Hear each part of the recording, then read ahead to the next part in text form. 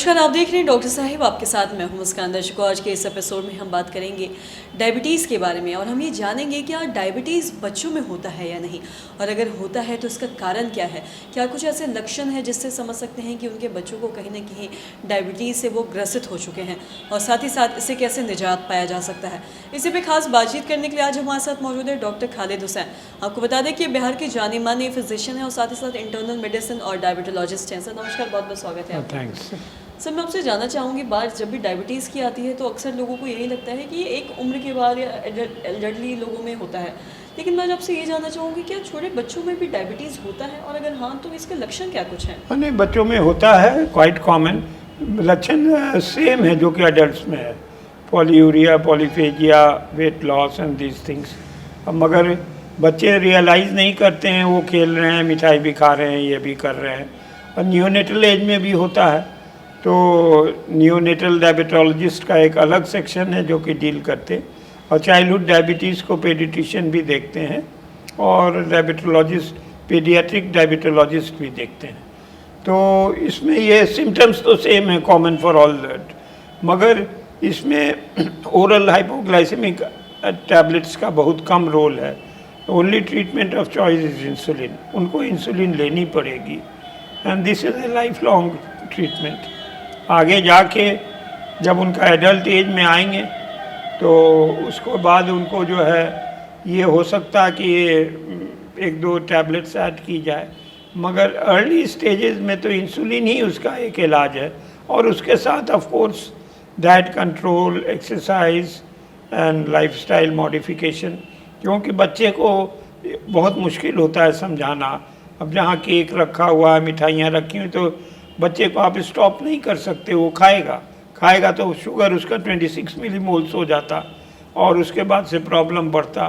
इसलिए अगर ये चाइल्डहुड डायबिटीज़ है तो इसका कॉम्प्लिकेशंस जल्दी सेट इन करता, and it is one of the worst diabetes to be treated for. बच्चे समझते नहीं हैं, उनको समझाने में बहुत दिक्कत होती है।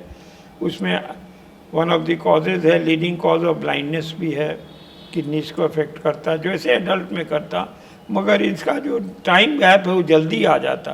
एडल्ट्स को तो आप समझा सकते, उनको बता सकते कि भाई this is not good, this is good, तो वो वॉक भी करें। बच्चे तो खेल उल रहे हैं, वो तो ठीक है, that is a part of the exercise, मगर उनका ट्रीटमेंट इंसुलिन से होता है, और insulin he drug of choice है। ओरल टैबलेट्स दी जाती है एट ए लेटर स्टेज, और ये देखा गया है कि जो है लॉन्ग टर्म में childhood diabetes prognosis is not good, यानी इसका कॉम्प्लिकेशंस अर्ली सेट इन करता, and they are at high risk. तो इसलिए इस डायबिटीज़ को कंट्रोल करना ज़्यादा डिफ़िकल्ट है, and it is more tougher because you are dealing with people who are very small and tender in age. अब बच्चे नहीं समझते हैं तो पेरेंट्स के ऊपर जाता है कि जितना हद से हो सके समझाएं। आजकल डायबिटिक केक, डायबिटिक स्वीट्स आ गया है, तो वो यूज़ कर सकते हैं। और साथ ही जैसे हमने बच्चों में डायबिटीज़ की बात की है, तो मैं सबसे पहले तो ये जानना चाहूँगी कि कोई भी डायबिटीज़ की अगर हम बात करें, चाहे बच्चों में बात करें, बड़ों में बात करें, तो इसका जो मुख्य कारण है वो क्या होता है? क्या सिर्फ ज़्यादा मीठा खाने से डायबिटीज़ की शुरुआत होती है? नहीं, that is not the cause.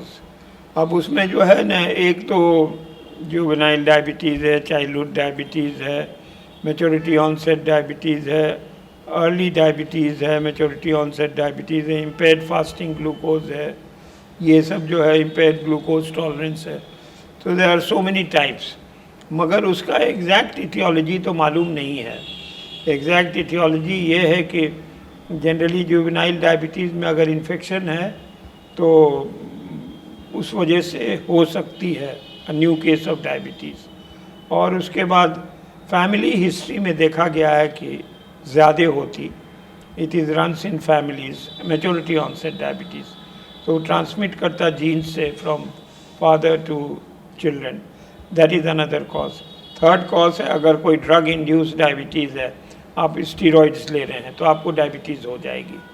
तो ये सब सर्टेन उसका कॉजेज़ है, और इसमें सबसे विजिबल कॉज तो देखा गया है कि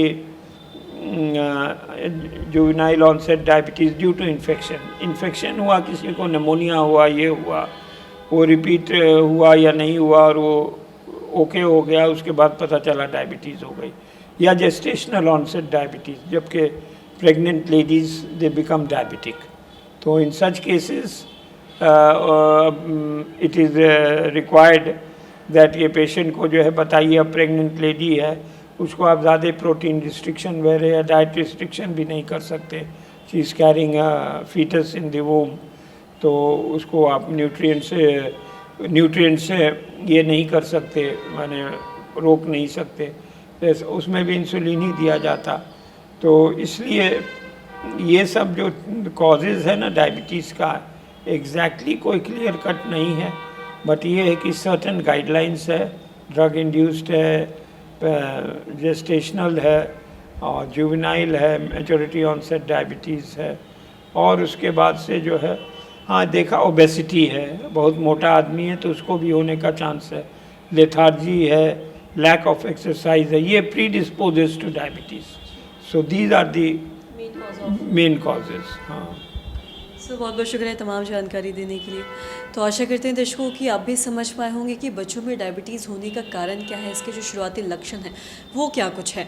अगर आपको भी ये सारे लक्षण दिख रहे हैं अपने बच्चे में तो आप भी जाके डॉक्टर से कंसल्ट करें, वरना आगे जाके ये और बड़ा रूप ले सकता है।